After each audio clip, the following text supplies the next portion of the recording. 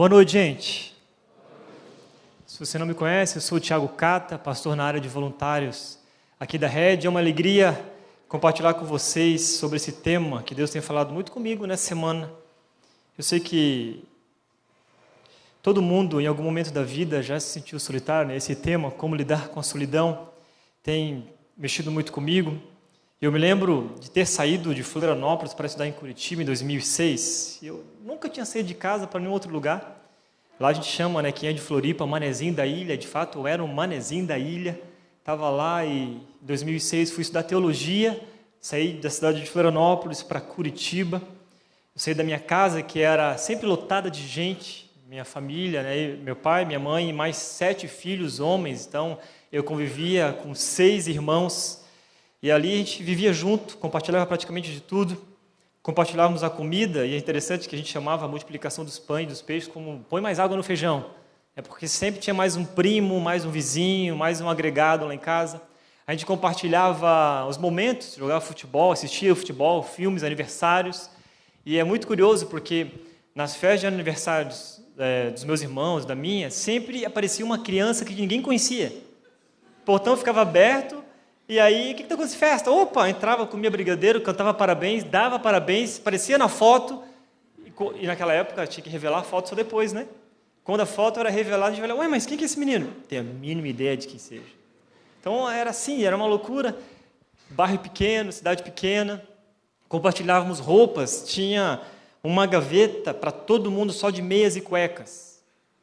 Então, quem vestia P e quem vestia GG... era uma luta terrível, né? Alguém sempre sofria no meio do caminho. Mesma gaveta para meia e para cueca. E às vezes minha mãe comprava em tamanho único. Gente, eu nunca entendi. Tamanho único. Tamanho único serve, né? Então, alguém sim sofria e muito. Ou ficava mais largo, ou ficava mais apertado. A gente compartilhava também perfume. E eu só descobri que um perfume durava mais de um mês quando eu fui morar sozinho. Perfume de 100 ml, eu achava, dura para um mês. Cara, é incrível, né? E pode durar anos, se você não compartilha com 6 irmãos, ou com toda a sua família. E quando eu cheguei em Curitiba, foi um choque de realidade, porque naquela cidade, né, naquele momento, eu tinha deixado a minha casa, a minha família, a minha cidade, fui para uma outra igreja, tinha deixado meus irmãos, tudo. Em Floripa eu tinha uma comunidade, em Curitiba eu não tinha nada, eu não tinha ninguém. Eu estava completamente sozinho.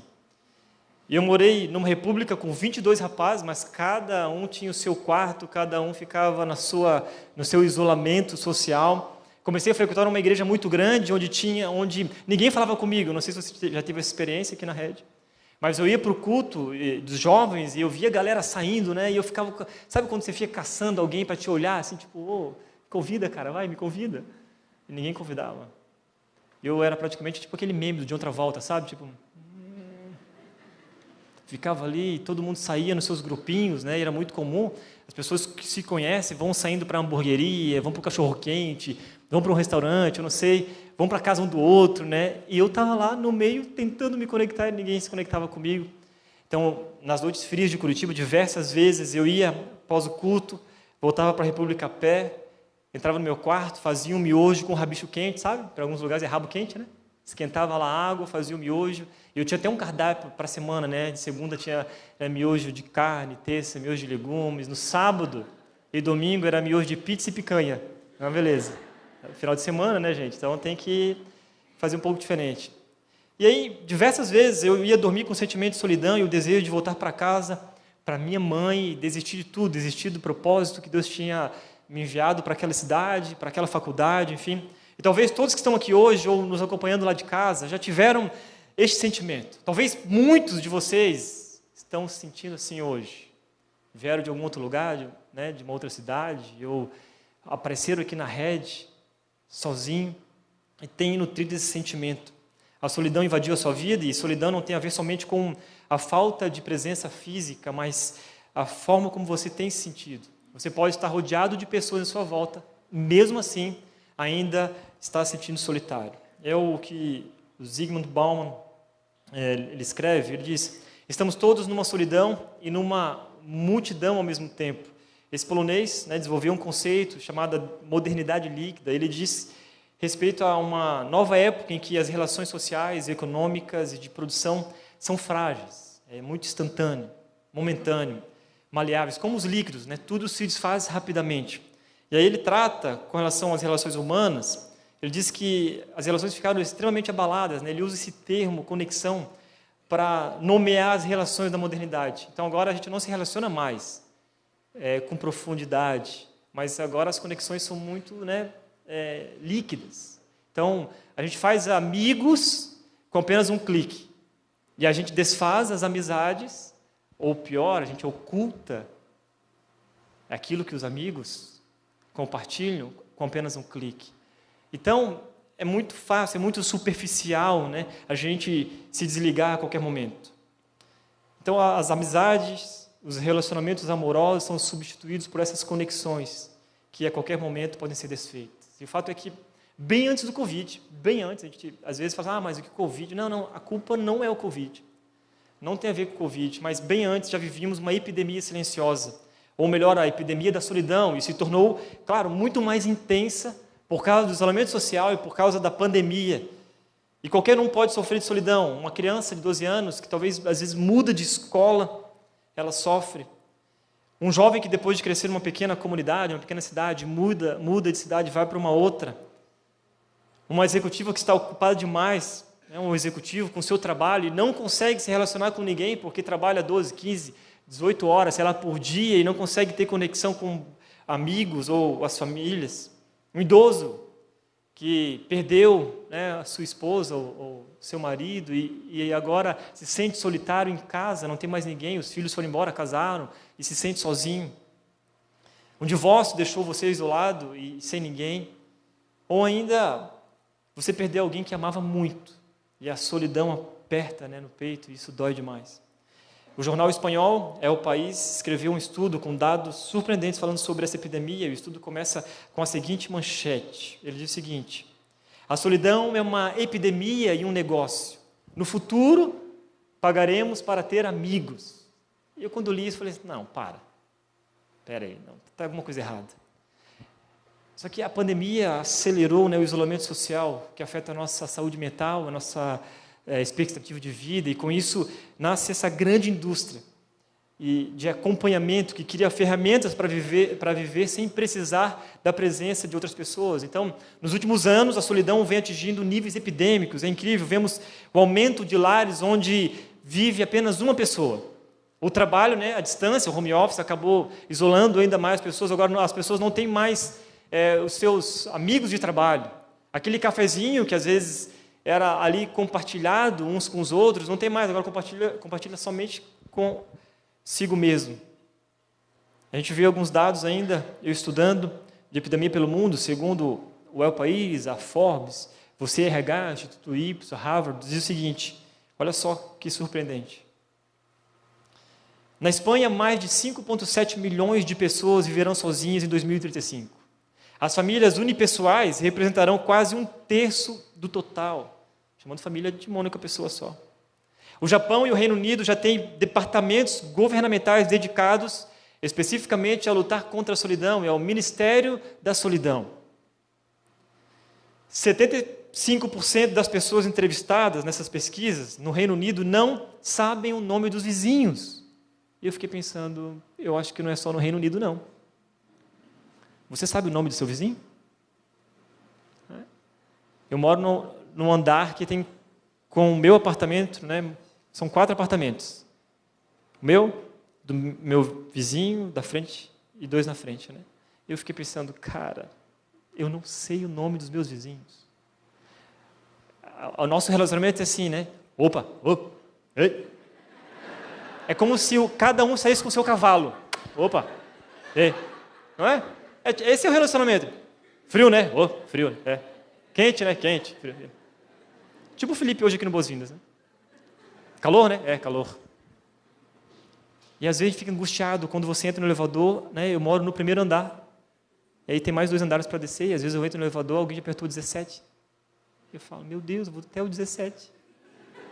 E fica aquele constrangimento, porque a gente não consegue mais se conectar, cara. gente pega o celular e fica aquele climão, sabe aquele climão, tipo, e aí, cara? Tipo, eu fico, do que eu falo, né? Eu tinha uma vizinha que ela estava no elevador e quando eu estava, ela ficava assim, ó, na porta, tipo cachorrinho que quer sair, né? Dela entrava e tal, fechava a porta, eu falei, nossa, mano, deve ter alguma coisa lá dentro, lá. Eu lembro quando eu assisti o Chaves e tinha a Bruxa de 71, todo mundo queria saber o que estava lá dentro, né? Que ninguém entrava. Mas, cara, a gente não sabe o nome dos nossos vizinhos. Ou das pessoas que moram ao nosso lado, porque vizinho a gente tem que saber o nome. Existem diversos serviços de aluguéis de amigos ou parentes postiços. O perfil dos clientes, segundo essas empresas, são de profissionais solitários entre 30 e 40 anos. O tipo de gente que trabalha muitas horas e não parece ter tempo para ter muitos amigos. Em 2011, a socióloga Early Russell, ela alertou que pagar para se sentir acompanhado seria comum no futuro não muito distante. 2011. E aí, na época, ela apanhou. Não, mas que absurdo, o que você está falando, tal, né? Mais de uma década depois, diversas empresas construíram, então, uma grande máquina, né, uma grande indústria de pessoas que trabalham com isso. Cerca, olha só, então, de 620 mil pessoas ganham dinheiro oferecendo esse tipo de serviço. Preciso de alguém para me acompanhar para comprar uma roupa numa loja no shopping. A pessoa vai no site e aluga alguém. Você pode me acompanhar para comprar roupa comigo no shopping? Eu me sinto sozinho, eu quero compartilhar algo que aconteceu no meu trabalho e foi algo extraordinário, mas eu não sei para quem ligar. Então, ela entra lá e contrata a pessoa para ir tomar um café e aí conversar e compartilhar da vida. E os clientes e os profissionais falam que não é dar conselho, é simplesmente, cara, sair para tomar um café. Falar sobre futebol, falar sobre a vida, sabe? Algum tipo de relacionamento. Então, essas 620 mil pessoas trabalham com isso. Existem sites que têm perfil de 60 mil pessoas ali com todo tipo de perfil e a pessoa pode escolher qual perfil que mais lhe interessa. Gente que não tem com quem convidar para ir na festa da empresa, sabe quando a empresa faz uma festa? Convida a sua família e a pessoa fala, cara, quem eu vou convidar, mano? Daí vai lá, aluga, né, um parente postiço e às vezes vou escolher aquele primo que era chato, só para dizer que realmente vai lá, escolhe lá, aluga alguém para apresentar, né, e estar junto. 1 em cada 3 pessoas se sentem solitárias. Então, não precisa contar agora, né? 1, 2, 3, olha para o lado, né, para a direita, para a esquerda. Mas olha que incrível, 1 a cada 3 pessoas se sentem solitárias. Dados alarmantes, né? Pessoas com relacionamentos sociais mais fortes tiveram uma probabilidade 50% maior de sobrevivência do que aquelas com relacionamentos sociais mais fracos. E é um estudo chamado Relações Sociais e Riscos de Mortalidade. Eles revisaram 148 estudos que envolveram 308 mil participantes e foram acompanhados em cerca de 7 anos e meio para entender o impacto da socialização na saúde física dessas pessoas. O risco de morte causado pela falta de socialização é comparável ao tabagismo e do consumo de álcool. Estatisticamente, é semelhante a fumar 15 cigarros por dia. Aqui foi uma pesquisa feita pela Universidade da Califórnia, chamada UCLA. Mesmo entre jovens, a epidemia da solidão é uma realidade. Não é preciso um estudo muito profundo, né, para constatar que crianças, adultos e idosos estão solitários, com seus celulares nas mãos. De acordo com o levantamento de percepções dos impactos da Covid-19, 50% dos brasileiros se consideram solitários. 50%. O Brasil está em primeiro lugar, segundo está a Turquia, e terceiro está a Índia. E acabamos, muitas vezes, nos sentindo, né? Exatamente como o Luiz Fernando Veríssimo escreve, ele diz o seguinte, às vezes estamos no meio de centenas de pessoas e a solidão aperta o nosso coração pela falta de uma única pessoa. E é por isso que essa indústria, né, de amigos de aluguéis ou parentes postiços tem crescido a cada dia, porque o mundo está solitário. Se a gente parar para pensar, se no Brasil, nessa pesquisa que fizeram, né, pós-pandemia, 50% se sente solitário, se a gente fizesse uma pesquisa aqui na rede hoje, eu não sei qual seria a porcentagem, mas se a gente imaginar e usar a mesma estatística, 50% da nossa igreja, será que se sentem solitários? Numa comunidade que deveria acolher a todos e que ninguém aqui deveria sentir dessa maneira? Eu não vou discutir aqui nem sobre o vício de tecnologia, mas o que vemos é essa deterioração da nossa capacidade de interagir, né, de se conectar pela via do afeto. Isso não é mais um problema individual. Parece que estamos perdendo essa capacidade fundamental de criar vínculos sociais de verdade. Alguns anos atrás saiu uma reportagem sobre a solidão no Japão, em onde um número surpreendente elevado de idosos cometem pequenos delitos. Sabe para quê? Para ser preso. Porque eles preferem estar na prisão, porque lá tem mais gente junto, do que viver na solidão. Em uma outra pesquisa, chamada Projeto Solidão, destacou 6 espectros, ou melhor, 6 imagens, né, que pode levar uma pessoa à solidão. Quais são essas imagens? Primeiro, inadequação, que envolve a sensação de não pertencer, ou de estar excluído de um grupo, né, de não ser representado onde circula, de talvez ter que vestir uma máscara. Abandono afeta principalmente os idosos, mas também as crianças dos lares, onde os pais ficam completamente conectados aos seus celulares e não têm tempo, né, ou estão mergulhados no trabalho, não têm tempo com a sua família, não têm tempo com seus filhos. Esposas, né, viúvas de maridos vivos. Já ouviu essa expressão? Redes sociais, um lugar que é para ser de encontro, mas também empurra as pessoas para a solidão, porque fomenta a comparação, o julgamento, né? Eles espalham essa positividade tóxica e reforçam o culto às conquistas individuais.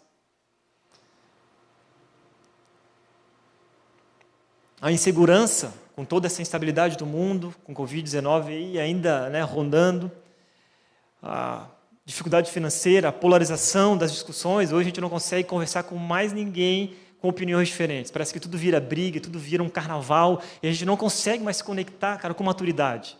Não importa a idade. Se o assunto é complexo, né, a gente parece que vira em criança. Irrelevância, relacionamentos superficiais e utilitários, como muitas vezes são nutridos nas redes sociais, ou até no ambiente de trabalho, gera esse sentimento de invisibilidade e insignificância, né? Ninguém te observa, ou ninguém te observa, ninguém te enxerga. Surge a sensação de não fazer diferença na vida do outro e não ter com quem contar. E a ansiedade de performar. Do ponto de vista dos indivíduos, essa ansiedade está ligada ao mito da produtividade, né? Essa supervalorização do sucesso. Você é uma pessoa de sucesso? Você tem que compartilhar o teu sucesso com todo mundo, porque senão parece que você não está crescendo na vida. Essa supervalorização, né, das realizações individuais, o medo de errar, porque se eu errar, alguém vai falar mal, o medo de se expor, né, o medo de se mostrar de fato vulnerável. Medo de mostrar vulnerabilidade afasta os nossos relacionamentos, porque o Matos já falou sobre isso aqui, né, que relacionamento gera atrito, né, e é isso mesmo que acontece. A gente tem medo, então a gente coloca e veste uma capa de um de superpoder. Não, eu estou bem. Eu visto uma máscara e aí eu não quero me sentir vulnerável. Essa falta de vulnerabilidade, ou se mostrar vulnerável, tem afastado talvez os teus relacionamentos e tem te empurrado para a solidão. E a pergunta que me fiz ao ser motivado por Deus para falar desse assunto foi justamente o título dessa mensagem, né? Como então, Deus, lidar com a solidão? Porque essa é uma realidade. Não é mais um futuro próximo. Talvez o mundo será solitário. Não, é a realidade. E essa realidade invadiu a nossa igreja.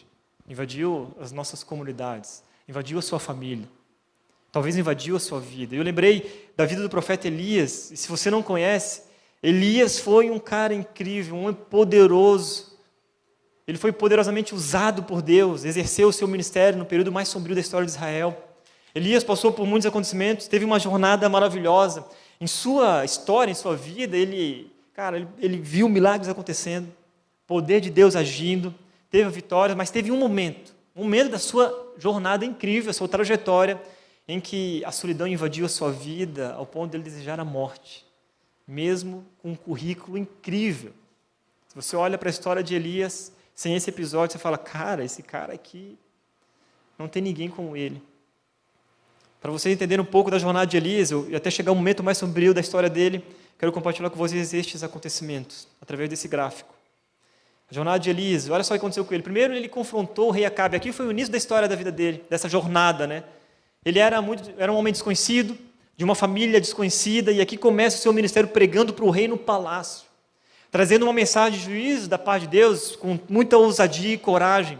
Então ali ele entrega uma mensagem dizendo, olha, por que vocês ficam adorando outros deuses?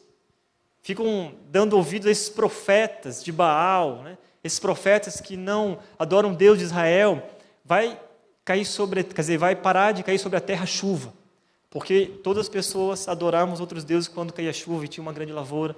E aí olha o que Elias fala em 1 Reis 17:1. Tão certo como vive o Senhor, falando para o rei Acabe, o Deus de Israel a quem sirvo, não haverá orvalho nem chuva durante os próximos anos, até que eu o ordene. Aqui começa a história, a jornada de Elias, confrontando o rei. Depois, Elias é alimentado por corvos. Depois que Elias anuncia o juízo de Deus sobre Israel, essa seca de 3 anos e meio, Deus envia então ele para o deserto, onde ali ele foi sustentado milagrosamente por corvos, e os corvos alimentavam Elias durante as manhãs e a tarde com pão e carne. Gente, tem noção disso? No meio do deserto, os corvos levavam até Elias pão e carne. Depois, ele viu Deus multiplicar o azeite e o pão da viúva, né? Deus ordenou ele sair então do deserto e ir até um local chamado Sarepta, a fim de ser sustentado por uma mulher viúva que estava prestes a morrer de fome. Deus fala para ele, Elias, vai lá, aquela mulher está prestes a morrer de fome, fala para ela te alimentar. Mas ali Deus, né, mostra para Elias, através de um milagre poderoso, a multiplicação do azeite, da farinha, da viúva. Viu Deus também trazendo à vida o seu filho morto. Deus realiza tantos milagres extraordinários, como supre também as necessidades ordinárias da vida. Naquele momento, o filho da viúva morre.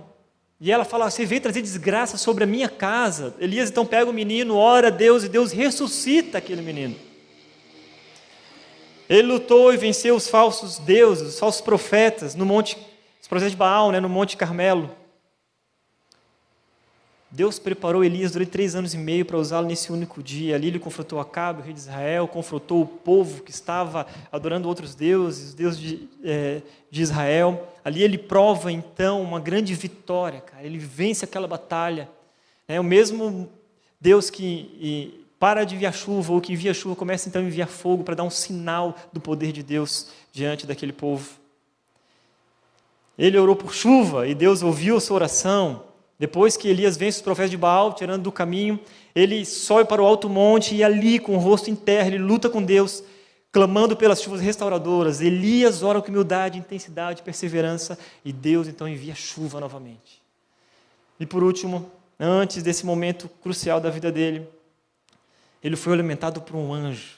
Após a vitória no Monte Carmelo, depois de ter passado por todos estes acontecimentos, Elias recebe uma ameaça da morte, de ameaça de morte da Jezabel, uma rainha terrível, esposa do rei Acabe. Ele teme, foge, caminha o dia todo, um dia inteiro, e dorme debaixo de uma árvore.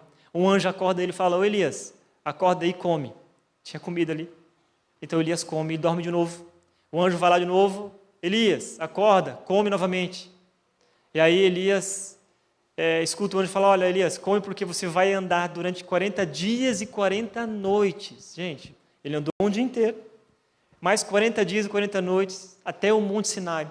E ali Elias se esconde numa caverna, solitário, depressivo, desejando a morte. Ele fala isso, desejando a morte.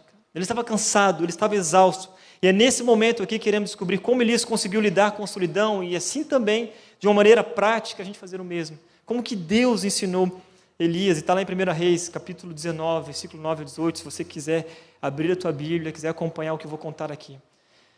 1 Reis, capítulo 19, 9, conta o momento exato em que Elias entrou numa caverna, onde ele passa a noite, e ele estava ali abatido, cansado, estava desanimado, e apesar de ter sido alimentado pelo anjo no caminho até a caverna, ele estava disposto a desistir do seu ministério e da sua vida.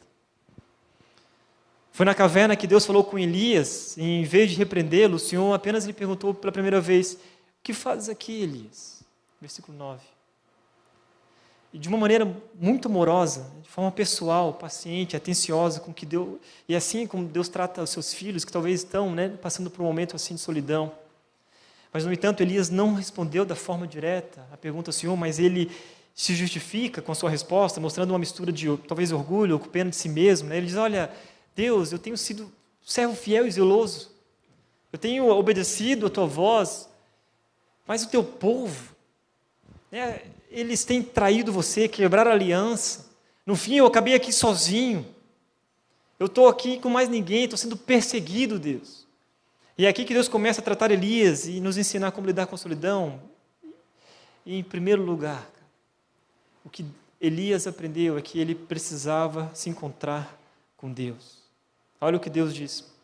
Elias, saia e põe-se diante de mim no monte.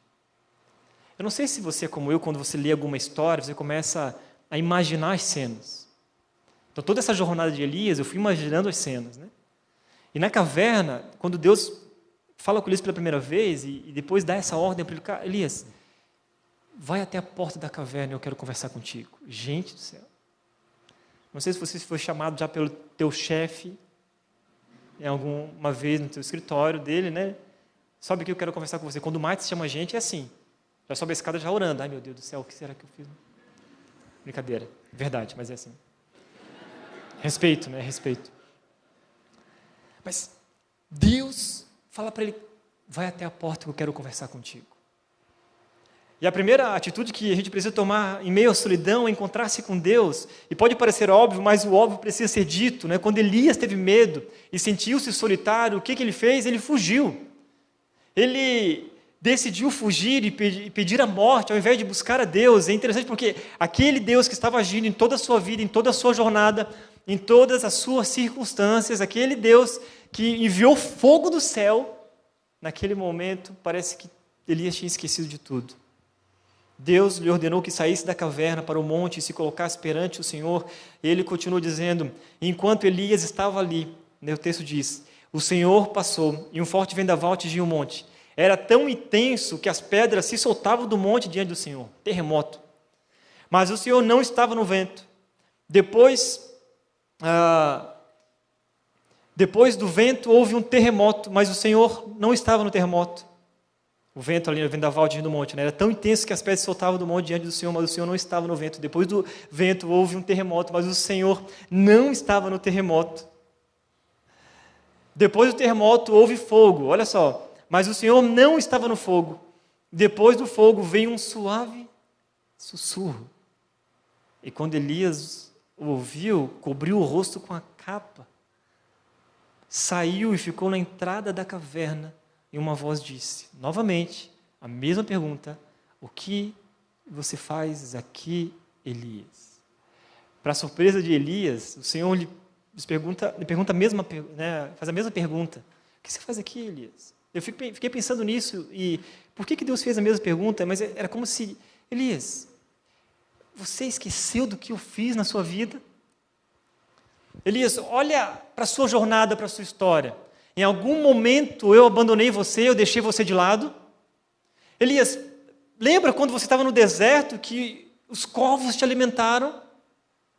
Lembra quando você dormiu cansado e ainda assim eu enviei um anjo para te alimentar? Elias, tu lembra quando você orou e eu parei de enviar chuva na terra? E quando você pediu para que a chuva voltasse, né, a molhar o solo, eu enviei a chuva novamente? O que você está fazendo aqui, Elias? Porque Elias talvez, né, na sua consciência, pudesse ser despertado, mas mais uma vez o profeta talvez não entendeu, e a mesma resposta autopiedosa ele dá, né, e um pouco tanto arrogante.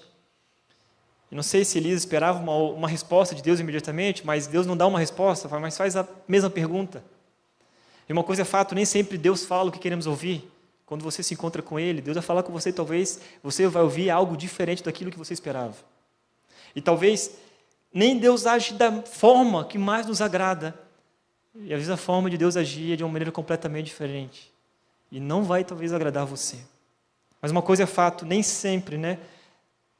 Deus, de uma maneira muito especial ali, Ele vai fazer algo sobrenatural na vida, na história de Elias. E olha só que interessante. A experiência de Elias na caverna nos mostra que mesmo o profeta desanimado, desesperado, mas quando finalmente Deus falou com ele, Elias começa a perceber o cuidado de Deus.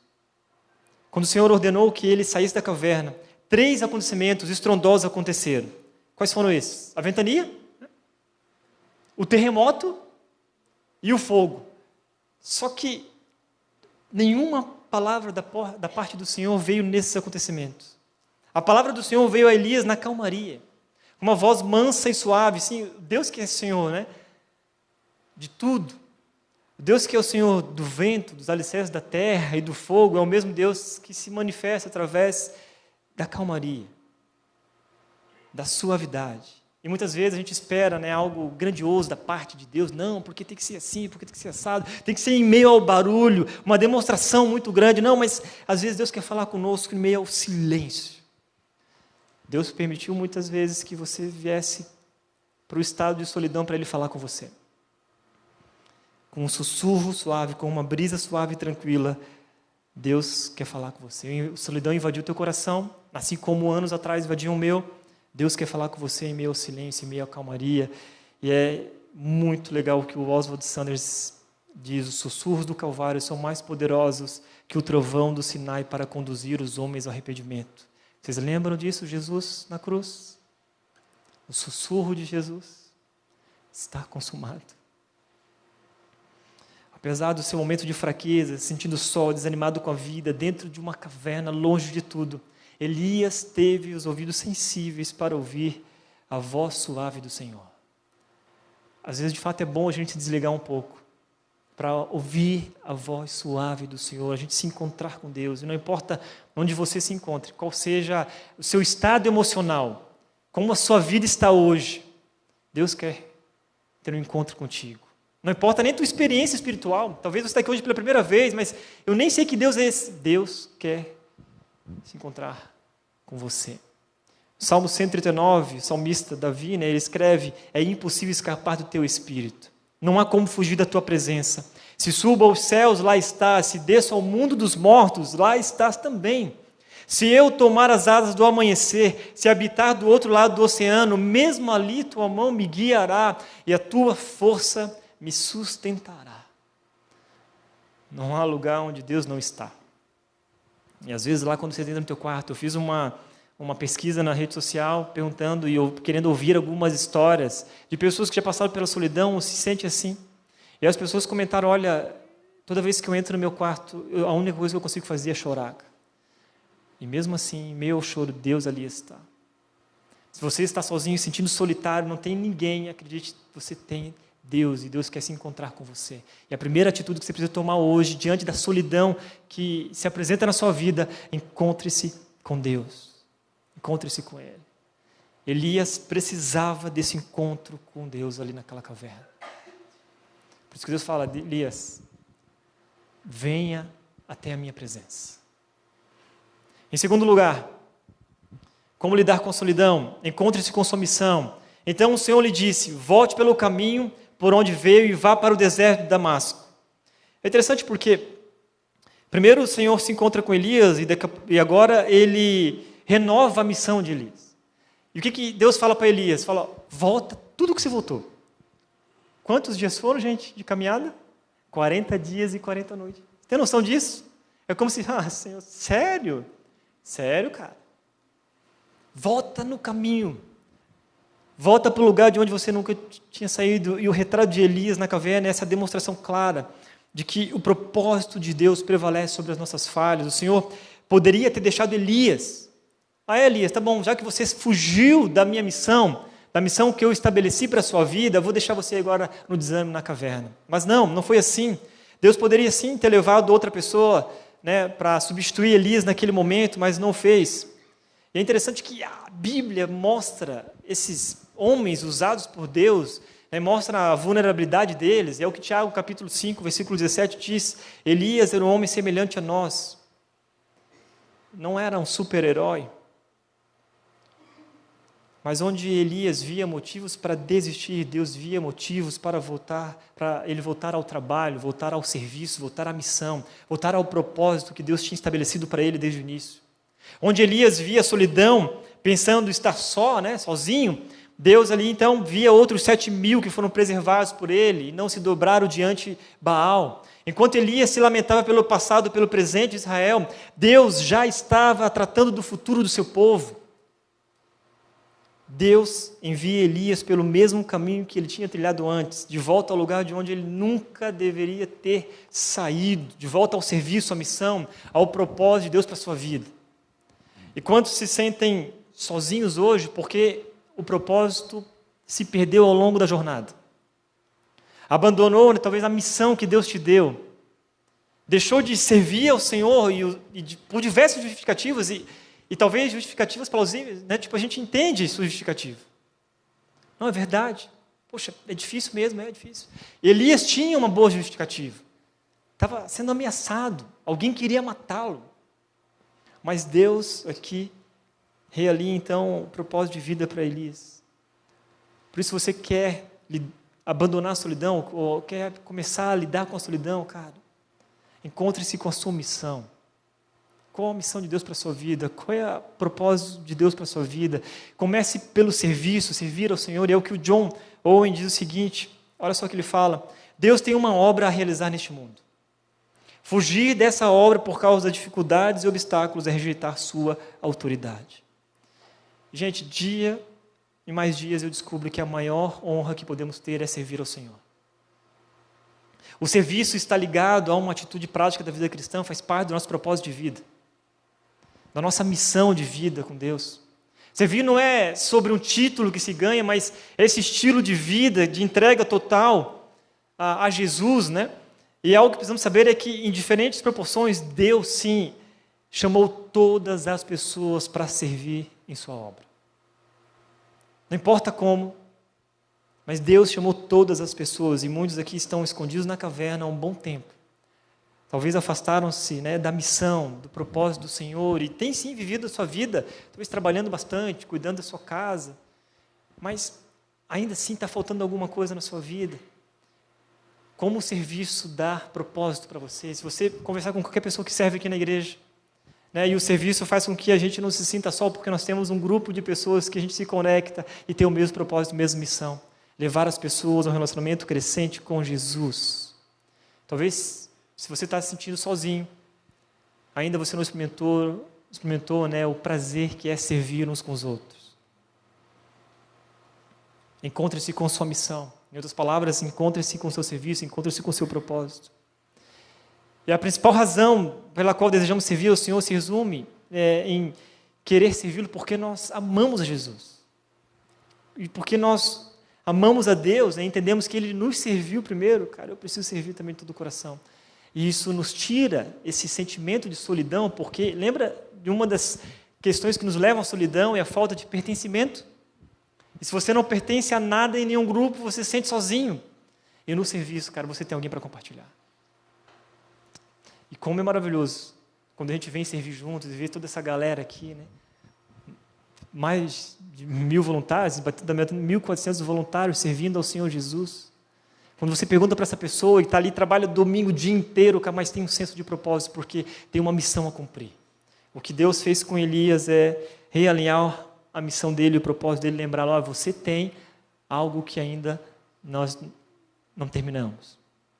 Você precisa voltar para o caminho, voltar a servir, voltar contra a sua missão. Eu tenho percebido que Deus nos colocou nessa terra para dar uma contribuição. Não somente para consumir os recursos, como respirar, né, comer, sentar, ocupar um espaço, mas sim para fazer diferença na vida de alguém. Servir é uma consequência daquilo, natural daquilo que eu sou, e se eu sou servo, se você se considera um servo, servo existe para servir. Em primeiro lugar, como lidar com a solidão, encontre-se com Deus. Em segundo lugar, encontre-se com a sua missão. Talvez Deus vai te incomodar hoje, para sair daqui, cara, eu preciso voltar a servir. Eu preciso servir com mais vontade, porque isso faz parte do propósito de vida para a minha vida. E em terceiro lugar, encontre-se com pessoas, para sair da solidão, para lidar com a solidão. Olha o que o texto diz: quando chegar lá, versículo 15 e 16, unja Azael para ser rei da Síria. Depois unja também Jeú, neto de Ninsi, para ser rei de Israel. E unja Eliseu, filho de Safate, da cidade de Abel-Meolá, para substituir você como meu profeta. Embora Elias tivesse ali agido pelas aparências, em vez de agir pela fé, de lembrar da jornada e do cuidado de Deus, né? Deus restaurou, sim, o serviço de Elias, o seu propósito, e preparou para terminar o seu ministério, que era grandioso, de uma maneira muito estratégica.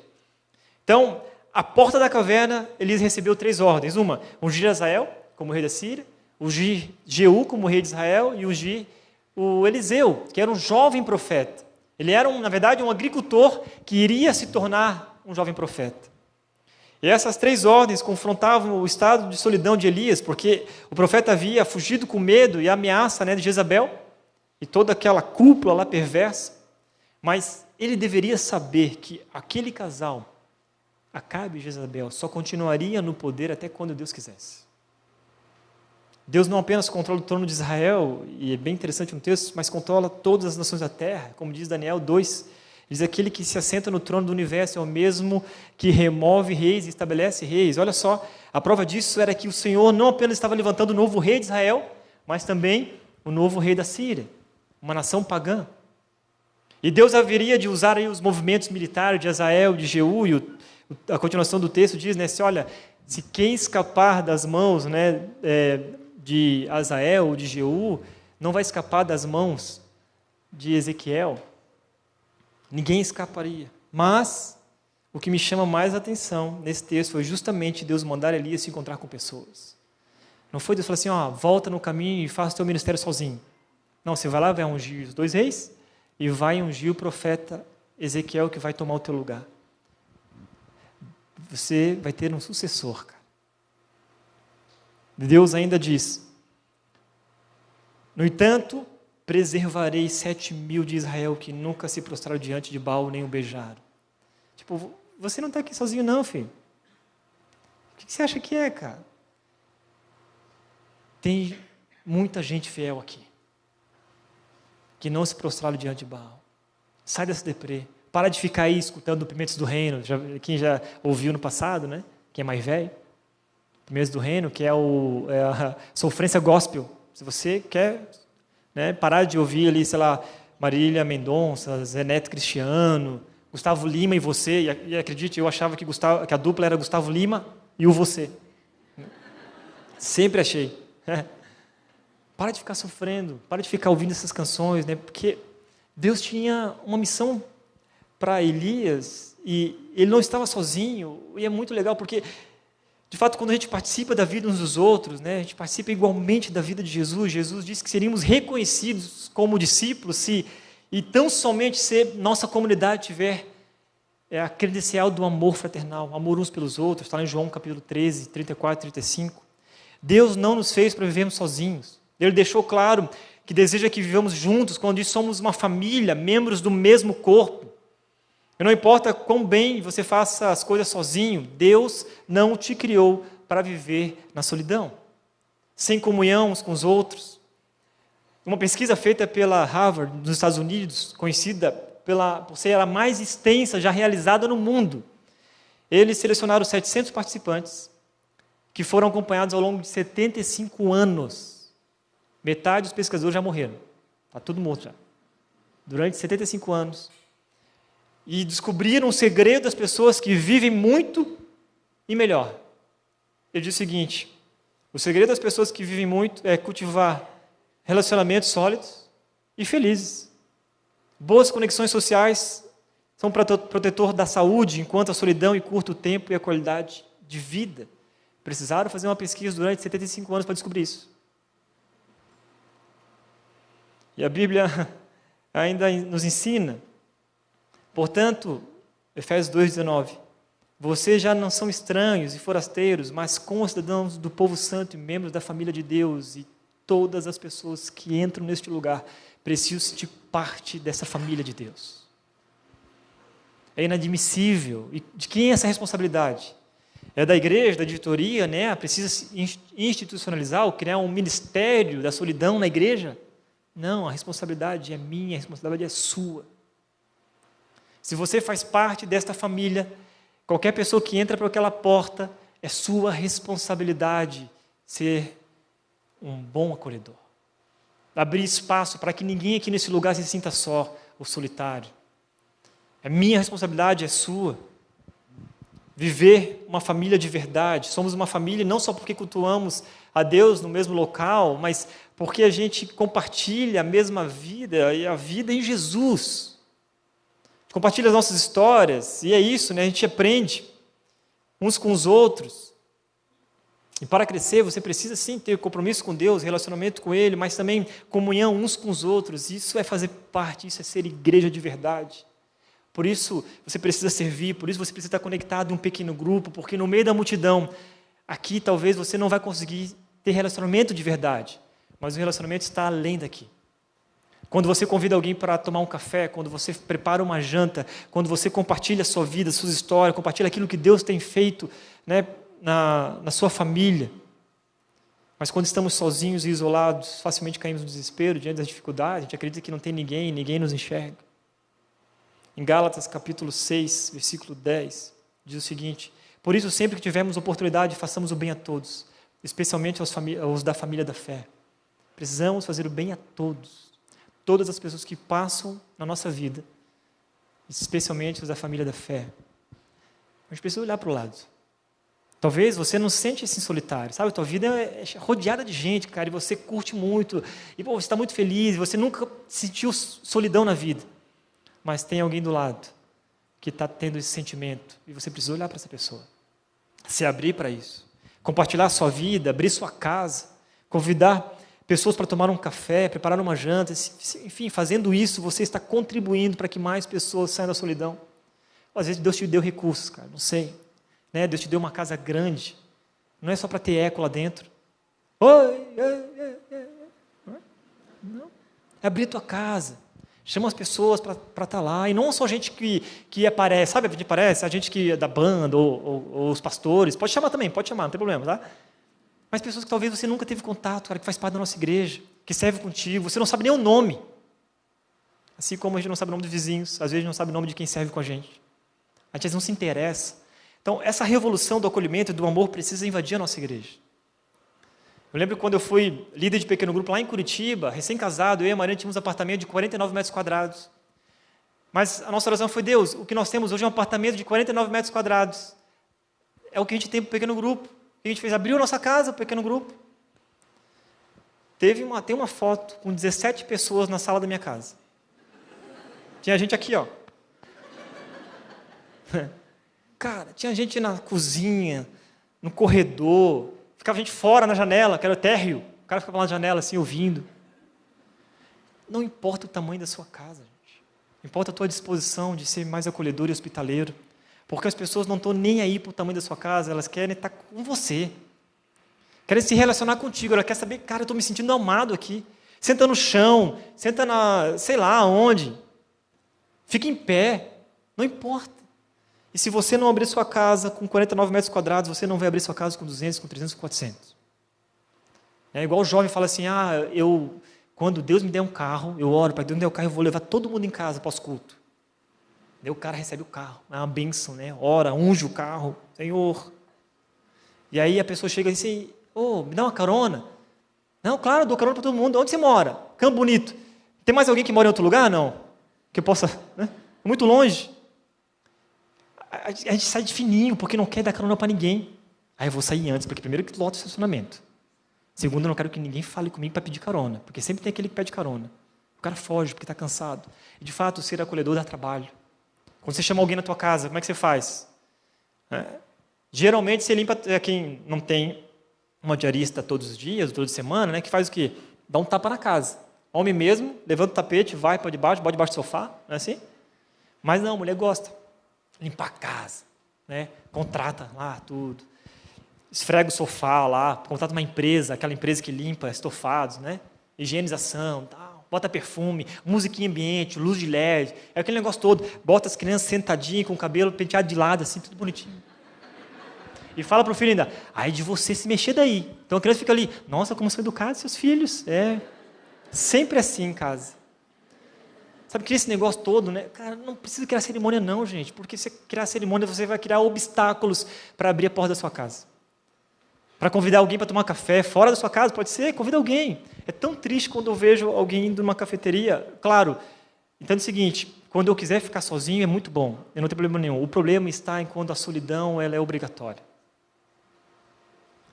Às vezes eu gosto de estar sozinho, mas quando a solidão é obrigatória, cara, é disso que eu estou falando aqui.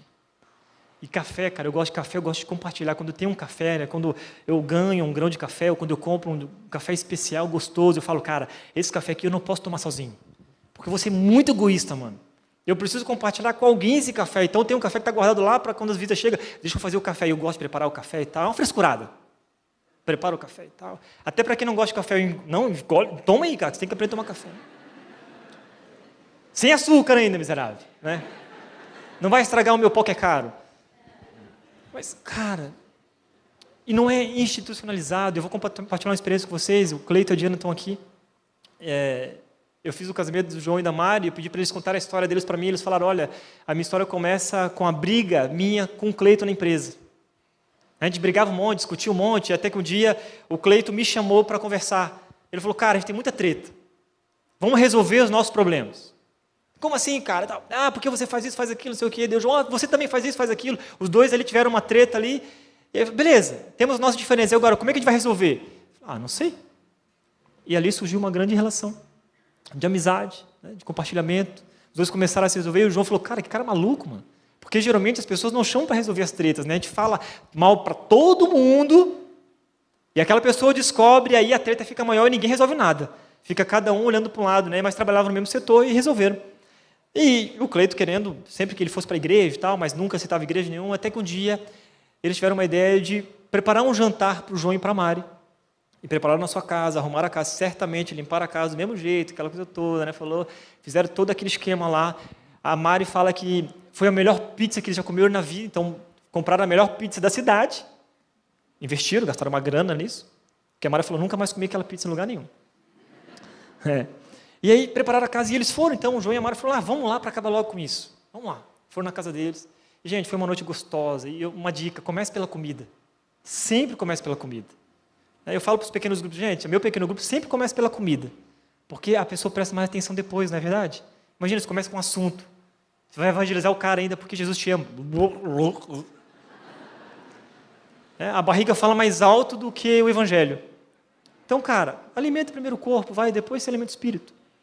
E aí, beleza, conversando, tal, até que chegou um momento, eu falei, bom, gente, noite é agradável, né? É agradável. Cara, eu queria te mostrar a minha igreja.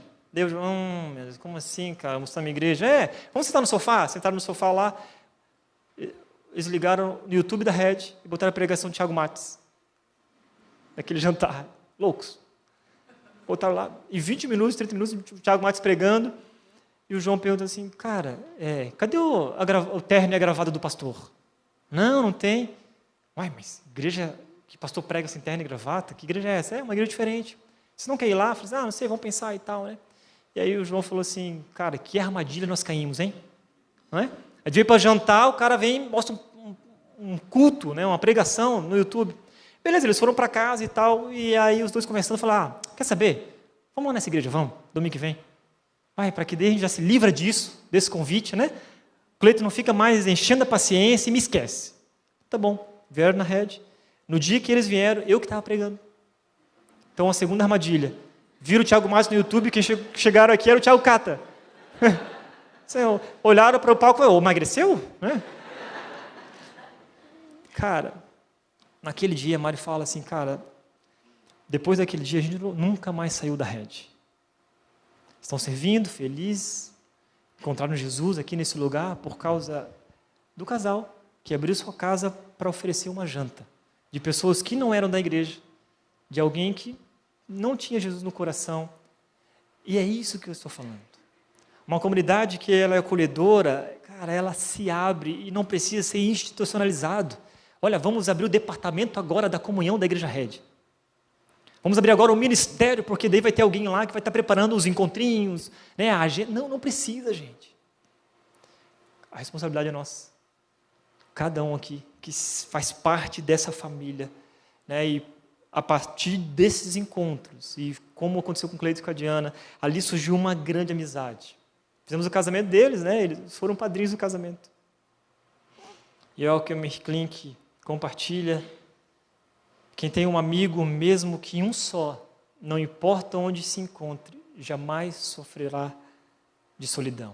Poderá morrer de saudades, mas não estará só. Quando temos comunhão, mesmo que seja com uma única pessoa, encontramos encorajamento, força, amor. Né? A gente é encorajado, mas também a gente é exortado, porque faz parte dos relacionamentos. Quando você, às vezes, está pisando na bola, o teu irmão, alguém que vai estar do teu lado, cara, olha, presta atenção, mano. Né? E se sinta amado por isso. Quando alguém te exortar, se sinta amado. Cara, o cara está me chamando a atenção. Não fuja. Né? Como Elias fugiu. Elias aprendeu a lidar com a solidão, encontrando-se com Deus, encontrando-se com a sua missão, encontrando-se com as pessoas, e não somente para executar uma tarefa, como foi ungir aqueles homens. Mas também Elias ganhou um amigo, um parceiro de caminhada, até ser levado ao céu numa carruagem de fogo. Gente, cara, ele foi levado numa carruagem de fogo. Mas Elias teve Ezequiel como seu parceiro. Talvez você não terá dezenas de amigos. Tem gente que não vai ter muito amigo mesmo. Não é porque é ruim. Esse cara é ruim, hein? Poxa, o cara não consegue fazer muitas amizades. Não. Tem gente que é tímido. A gente vai fazer boas amizades, mas duradouras amizades. Se você, eu sou tímido de primeira, tá? Então, já vou até me desculpar. Né? Não sou antipático, mas até eu engatar, demora um pouquinho. Mas se você estiver disposto a se abrir, a mostrar sua vulnerabilidade, estiver disposto a servir, a caminhar com alguém, seja em pequenos grupos, ou abrir a sua casa, convidar alguém para tomar um café, para jantar, para almoçar, seja o que for, pelo menos um amigo você vai ter com quem contar. E minha oração é que possamos ter uma revolução do acolhimento em nossa igreja, começando por mim, começando por você, talvez começando descobrindo o nome dos vizinhos, as pessoas que moram no seu bairro, na sua comunidade, não sei, sabendo um pouco da história das pessoas que servem com você, das pessoas que você se conecta durante o dia a dia. E eu quero encerrar essa mensagem com um vídeo que foi produzido por uma escola de inglês, com o intuito de conectar alunos para aprender inglês a idosos solitários. É uma campanha linda, inspiradora, então eu vou encerrar essa mensagem para que você possa refletir e praticar através daquilo que eles fizeram aqui e ser talvez motivado a fazer alguma coisa na vida de alguém que é solitário. Ou se você se sente assim, você sair dessa caverna de solidão e viver novas experiências.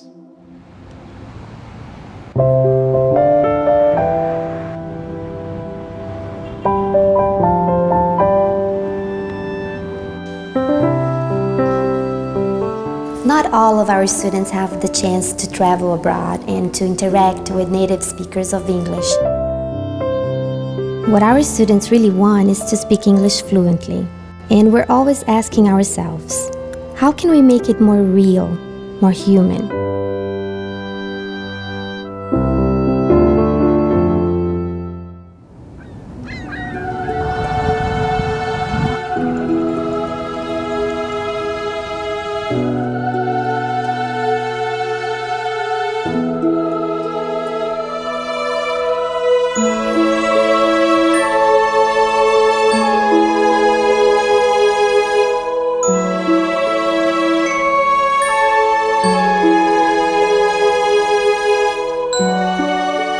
We created a tool that connects our students with seniors in the USA living in retirement homes.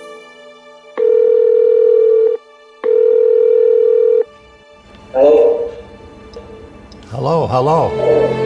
Melissa. Hi, Dick. Can you hear me? Yes, I can. Can you hear me? How are you today? I'm good. How are you? It's the first time that I'm talking with someone from another country. I'm very excited to be doing this. I look like I'm only 25, but I'm 88. Do you have sisters and brothers? No, I'm one child. Only one? Oh, you poor fella. I'm living with my old brother. He has 23 years. Do you know, instead of saying he has 23 years, you could say he is 23 years old. I tried to go to Lollapalooza that we have next week, I think, in Brazil, but my mom didn't let me. You got a good mom. Good morning, dear Julia. Good morning to you. This is your dad? That's me and my wife when we were young. Oh, you were good looking when you were young. And you're still good looking. My first destiny is United States, of course, because I wanted to put better my English. Well, you do very well, I must say. Are you planning someday to go to Brazil? Oh, I would like to. You can stay in my house if you want. If you could just dream and have whatever you want, what do you think you would like to be doing? I see myself in big family, with a beautiful wife,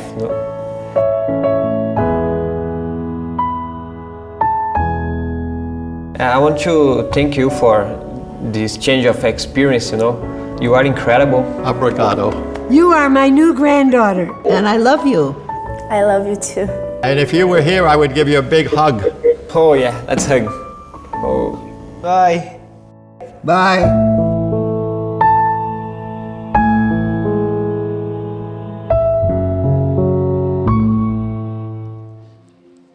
Não sei o que passa na sua mente quando você assiste esse vídeo, né? Mas já vi várias vezes e sempre deixa muito feliz essa iniciativa que eles fizeram.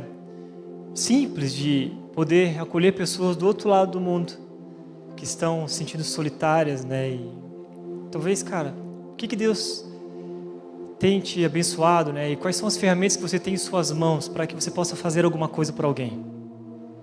Não espere que a gente fale para você, seja acolhedor, não. Tem esse sentimento, cara, de olhar para o lado, olhar para o próximo e ter essa iniciativa, né? Ser criativo, usar aquilo que Deus tem te dado e tem abençoado você, os recursos. Quais são os recursos que você tem hoje? Uma casa de 49 metros quadrados, uma casa de 200 metros quadrados, um carro, às vezes dinheiro, às vezes um ouvido. As empresas que contratam, que alugam amigos de aluguéis, eles alugam não conselheiros, mas ouvidos, porque as pessoas só querem conversar e partilhar da vida. Fica de pé no seu lugar, eu quero orar nesse momento.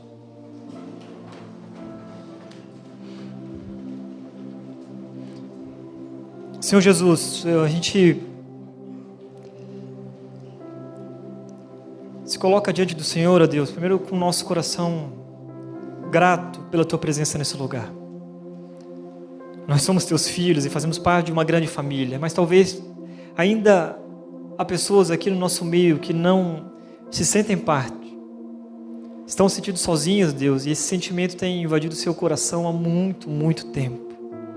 Mas que em nome de Jesus, neste primeiro encontro, neste primeiro momento, talvez uma renovação de vida, que eles possam se sentir, ó Deus, diferentes, entendendo sim que Deus olha para o nosso coração e o nosso estado atual e possamos perceber que nós não estamos sozinhos. A Tua presença, ela é real. Ela transforma vidas, ela transforma histórias. Mas que também a nossa comunidade aqui, como igreja, Deus, a nossa igreja, como essa grande família, possa, Deus, ser motivada, Deus, possa ser inspirada para ser mais acolhedora, Deus, e cada pessoa que entrar por aquela porta possa perceber esse amor a Deus em todos os lugares, seja através do serviço, através do pequeno grupo, seja através vindo aí na nossa multidão de gente, ou sendo convidada para fazer alguma outra coisa durante a semana, eu não sei, mas que ninguém aqui neste lugar, a Deus, se sinta sozinho. Nossa oração, Deus, felizes pela Tua presença nesse lugar, Deus, e colocando cada um aqui e no sentido responsáveis por fazer alguma coisa, tomar alguma atitude. Trata o nosso coração, Deus, tira de nós o sentimento de solidão e nos ajuda, Deus, a ser mais acolhedores. Essa é a nossa oração em nome de Jesus. Amém.